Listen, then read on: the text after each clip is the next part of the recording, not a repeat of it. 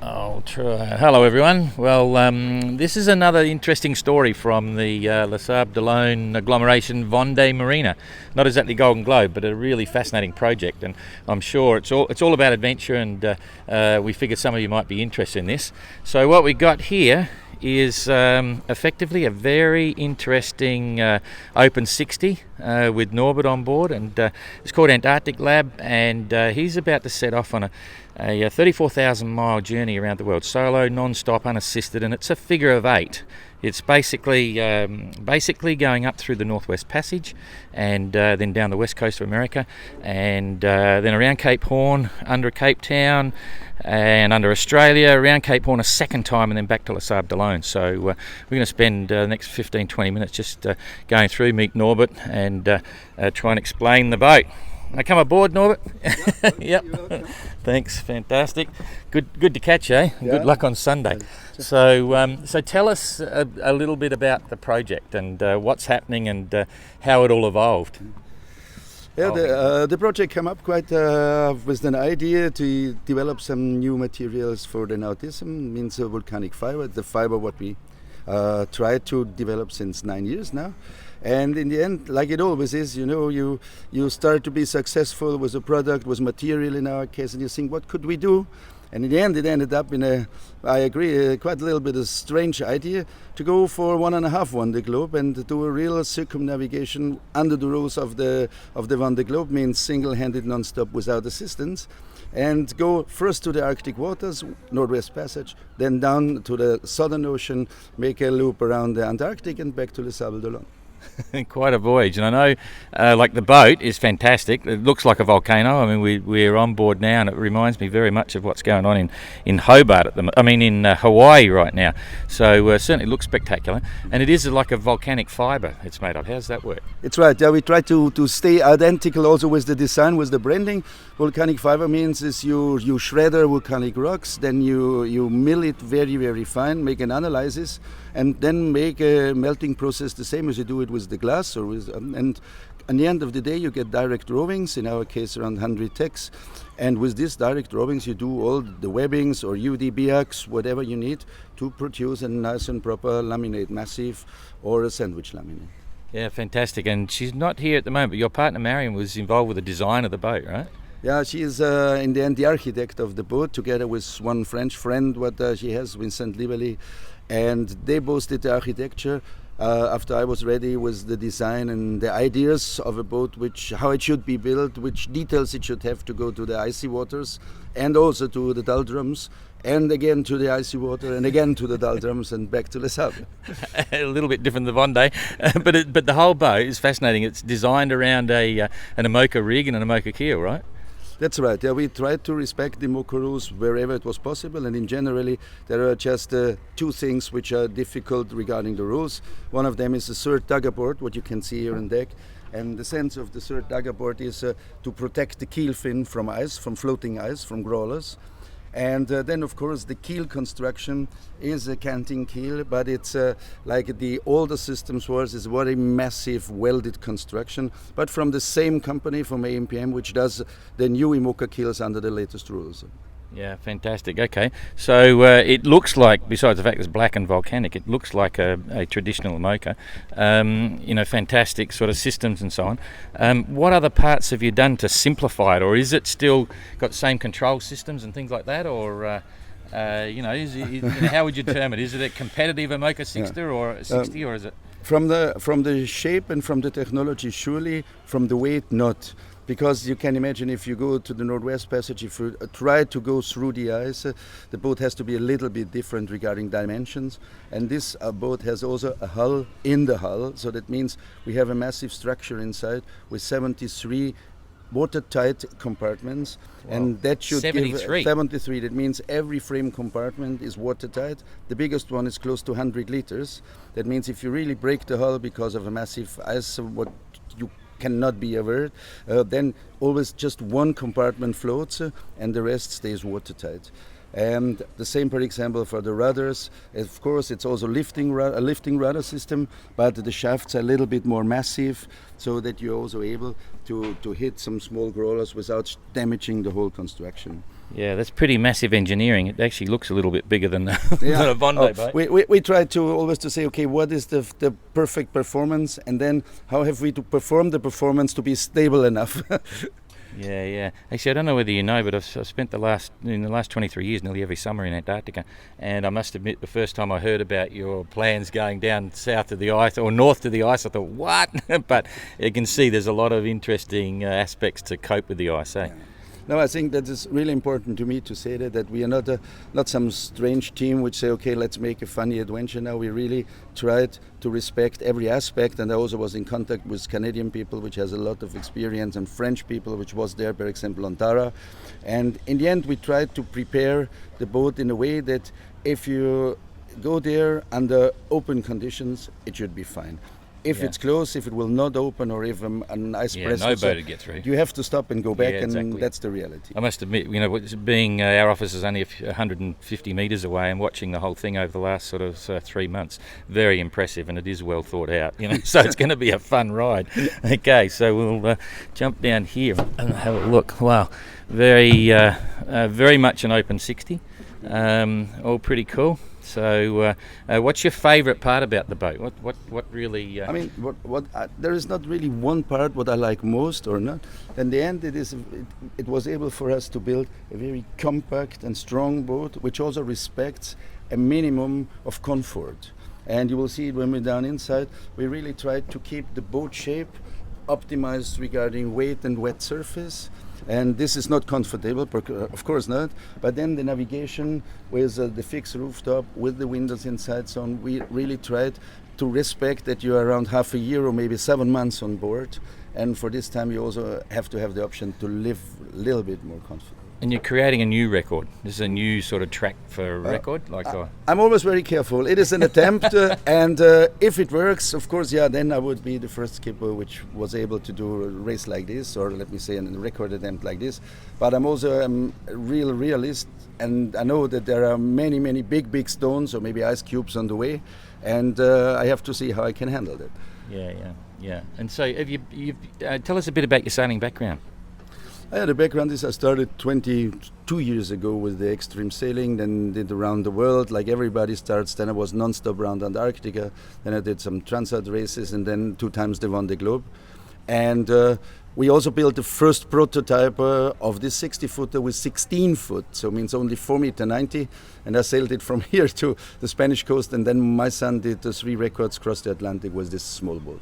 That's actually where I first heard about you, in the volcanic material, watching the little yellow boat. It was a fascinating story, fantastic adventure, it was very inspirational, and quite a project. So let's have a squeak down below, I'll follow you in. Yeah. Still, like it's always till the last moment. Some little things to do. Yep. So most of your gear's packed on board. You're leaving on Sunday, or is it last minute panic? But I think the main parts here are the 2 electrical engines. What you can see on starboard and port side. For example, also this is a difference to the actual Vendée Globe IMOCA, because they carry just 1 engine of weight for weight reasons. For me, it's the thing, without energy you would not be able to sail this boat proper. So that means 2 engines to give you a backup, and the engines are at the same time the hydro generator. So that means under normal condition you really have plenty of energy. So that's in a watertight compartment. Is that like an outboard leg going down, exactly retractable, we also designed the engines retractable, so they really just have to stay in the water when they recuperate energy, and the rest of the time they are in, so no floating parts or no crawler, no ice can damage shaft or propeller. 1 each side, so you can take your pick which one you're using. You got an engine each side. Yeah. Typical, much bigger. Wow, that's impressive. That's your electrical system for. Yeah, and here it's also we try to really separate everything what is possible to make it easier, find failures or improve some broken stuff if necessary. Because for such a long time, I think that's really very important. You have here the canting keel instruments, same as on the IMOCA. And also the keel producer, the manufacturer, head ram is the common one, which does at the moment nearly all the IMOCA keels. Yeah. And battery banks? Battery bank is just right here in front, and I think this is also an evolution. We have 16 kilowatt amp hours here on batteries. 16 and they have kilowatt. only, and they have only they have only 104 kilos. When we, just to give you a sample, kilos yeah, that's all for together. 16 kilowatts. Yeah, that's Holy enormous. moly. And if you remind, when we started the project 3.5 years ago, we had to calculate close to 600 kilos for the batteries. So that's also in this electrical industry is a big step forward. And I hope that they will do another one also with people like us, which start to use the products and show the quality. Yeah. So that's your bedroom down there? The sleeping management is a little bit different. The bench here between is designed that you can sleep here with open legs on the bed. And I learned from several other projects that the best place or the best thing is that you can search every day regarding every position where you want to sleep. So I have 3 different types of mattress which are water resistant, and I pose them there where I want to sleep, and have them these foam bags, what you surely know from other boats. And I can really prepare some kind like a nest and stay there. It doesn't matter if you're wet or dry. And for me, this is the most comfortable way to sleep and rest for this short period. So. Yeah, exactly. And these are all your watertight compartments and storage down there. You see very, very nice the double hull. That means this is also double hull. It's 15 double hull. centimeters. How thick is the double hull? Like, what's the distance? It's 1 inch, and it's designed that it can take load of the hull. It's not the full hull power, of course, because that would have been too heavy. And you see also there is, through all the boat, there is a full structure. And the compartments are always comparing to the girders, so that means one compartment, for example, is only this size. It's 0.7 square meters, and this one can take around 70 liters of And water. again, there's just foam in there, so it's like a cord structure. It's air filled, so it's air filled as well. there's air And so inside. how big's the gap again? It's between 12 and 15 centimeters, the distance quite of the big. outer hull to the inner hull. That must have been interesting trying to build that. And the idea behind was also to keep enough floating material, in this case air cases, which keeps the boat floating. Even if it would break apart, the parts would float. That's fascinating. Yeah, that's interesting. So we shared a picture of all your food and supplies in the warehouse. Is that all on board yet? Yeah, that's right. That's what you find more or less between 17 and 20 both sides are filled up. So it's all on board. Plenty of space, eh? Here also you have 2 completely watertight structure compartments where food is in over for 1 month each. And then you have the next is a keel compartment. And then you come to the dugger boards where are all the rough stuffs like tools and spare goods. And then between 5 and 9 are the sails. Can we sneak down there? Yeah, of course. Yeah, of we'll course. go down there. Come on, just take care for your after back. you go first. It's a little bit tricky to run through.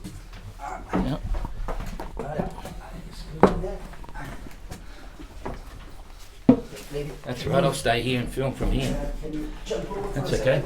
That's all right. So, hydraulic this is system the keel compartment. Hi guys. These are the important people, the workers. A monocylinder. And we also had all the cables running inside. So this is the keel. This is the keel attachment. It's in there, the old seal. So I can see there's a lot of watertight bulkheads here, a bit more than the Mocha. It's a lot of it's only about, it's a bit hard to define, but it's about 1 metre wide between these two, and it's the keel box there and all the other. So what's the pipes going down there? Is that to evacuate water? It's the evacuation for the rope tunnels. Oh yeah, okay. So all the water what drains in from the cockpit or here from the mast can drain directly into the keel box. Perfect. Okay, and that's your hydraulics. That's the hydraulic system. I mean, it's the common one. It's just as we has the much electrical power, and the engines are working with 48 volt. So also like Conrad Coleman had it on board. The same during the last one, the Globe. It's a 48 volt system. For the okay. And that's just going to be sail storage. Wow, there's a lot of. You can see it's a box construction. So many compartments. It's a bit hard to see. There's a lot of light in here. But there's 4. There's another lot up forward. Here you have the 3 dugger boards, which are also in watertight. Then there's another one from the sails. Then there is one for a ballast tank system, which includes the double hull, and then there are 2 collision bulkheads on the nose. Okay. Wow. It's definitely a bit of a machine for the ice. That's cool, or anything really. So what's the? Oh, let's get out in the light again now. Thanks, guys. Let's get out in the light so we can see what's going on here. And we'll talk a little bit more about the. Just take care for your back. All good. After a while, when you're coming with the movement, So tell me about the construction. So I can see there's a lot of there's a lot of buoyant compartments everywhere. You've got the two skins about 15 centimetres apart, or 10 or 15. But say if we look at the bow section, what's the laminate? Like, what's the structure? Just roughly, The bow is monolithic. It's more than 40 mil of monolithic fiber, massive 40 fiber. 40 mil? Yeah, 40 mil, okay. 48 mil? Yeah. So that means it's a size like this. Wow. It's around 300 layers of massive huge. fiber. So that's really built to hit ice without breaking on the first time. I mean, of course, if you go with 20 knots and crash an iceberg, you will break it. Makes sense now. And the problem on construction is always now you have the monolithic nose to bring the force in the whole construction. Yeah. So it means then also the sandwich, the water line is reinforced, and then we have one more complete watertight compartment on the nose, so that you say if you run on really heavy stuff and you get the hull starts leaking, it's no problem regarding the balance and the stability. And that's what I learned from other races, and 2 times when I broke the keel box, for example, it's really important to minimize the water entrance, because if you get too much moving volume in the boat, that can be really big risk. Huge loads, exactly. Well, it's all pretty impressive, that's for sure. And so just tell me, so the volcanic fibre, we get it on how it's made, and this, what's the biggest advantage to the volcanic fibre? What do you see it as? That it's very, very strong against shock, and is absorbing shock, energy and vibration very efficient. That means if you compare it, it's not so red, it's not so stiff as carbon, but in the end, if you hit something, it's close to the aluminium as long as it's not stretching. I mean, it bends a little bit, go back to the original shape. Carbon would stay in a perfect shape, or it would explode. And therefore, for a project where you calculate that you hit something, I think you need a material which is really a true one and can take an impact without breaking. So how's the season at the moment with the Northwest Passage? What do you reckon chances are? It is a little bit more ice as last year at the moment, but the prognosis, especially from the Russian, which has a very good observation there, is positive. So that means when I'm there in around 3 weeks or west of Greenland, it should be possible to go right up Baffin Bay and somewhere at least to Resolute, on the level of Resolute Island. And then I think we really have to make a decision, if possible, to go as long as possible the open waterway, the blue water route, or to tack down on close to the Canadian coast and go the small passage, which is a little bit tricky with 4.5 meter draft. I was just going to say, I've never done the Arctic. I've got a lot of friends, truckloads of friends that have done it, and draft is one of the big issues because they tend to hide from the ice by going in shallow, is get the big ice out of there. So, but anyway, you've got the speed and manoeuvrability, so that's a plus. And I think this is also very important to say. We build an IMOCA 60 or an Open 60 because most of the way speed is important.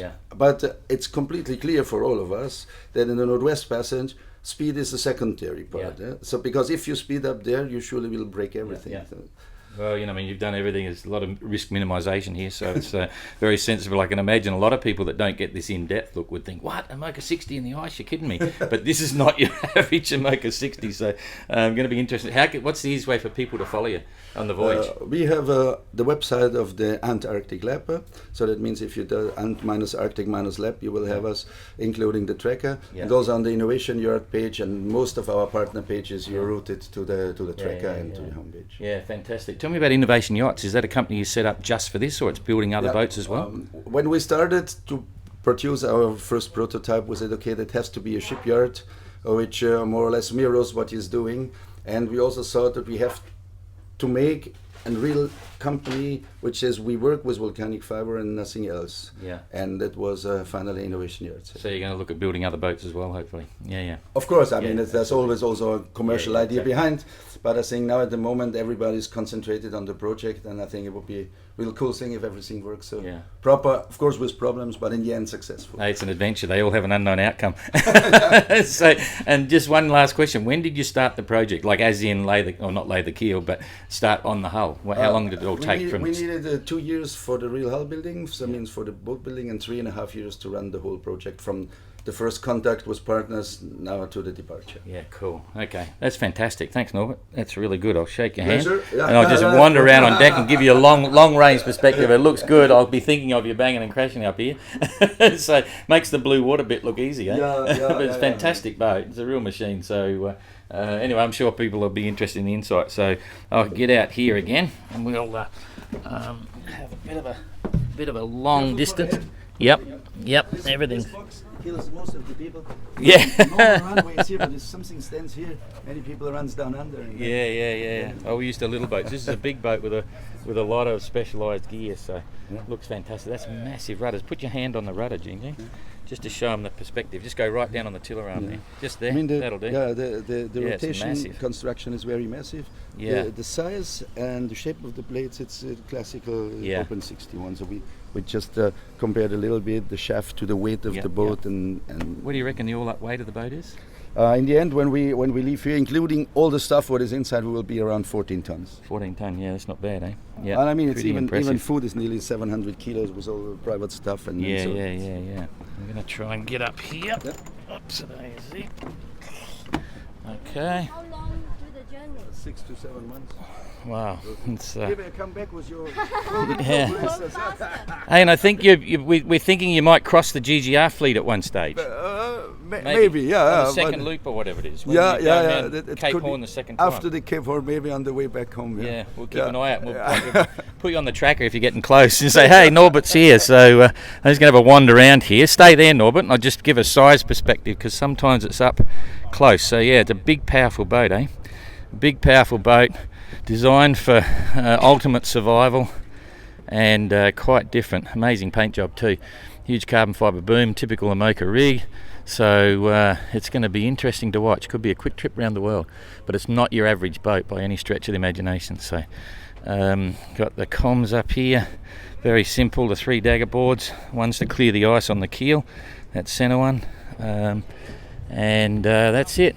Not much in the way of anchoring gear, so I won't be stopping. It's pretty much a normal Amoca 60 type bow arrangement for all the various sails. I was just saying, not a big anchor roller up there. There is an anchor on board. Yeah, obviously. With chain and cable, of course, but it's stored right in the center on the keel bulkhead. And if you put him, you do it manually. Yeah, exactly. All right, that's very impressive, eh? Very impressive indeed. So everything disappearing down deck. There's any water that goes down there goes straight in the keel box that he was talking about. All right, well that's great. Appreciate that. Thanks for the quick look around. No, thank you. Good luck. We'll be out here on Sunday. We'll come and say boo when you're leaving. Cool. Eh? And so also for you, I hope the race will GGR. continue successful as it was. It's Yeah. now at the moment. Yeah, and maybe we meet us then on the way back. Yeah, exactly. We'll be here. We'll be here when you get back. That's for sure. Okay, fantastic. Thanks for that. So we'll shut this down, and I hope you enjoyed that one. Something completely different. There's always something going on in Les Sables alone, I tell you.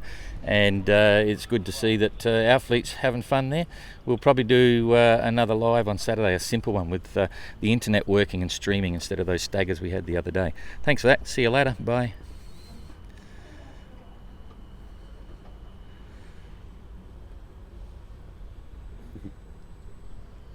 Type it well.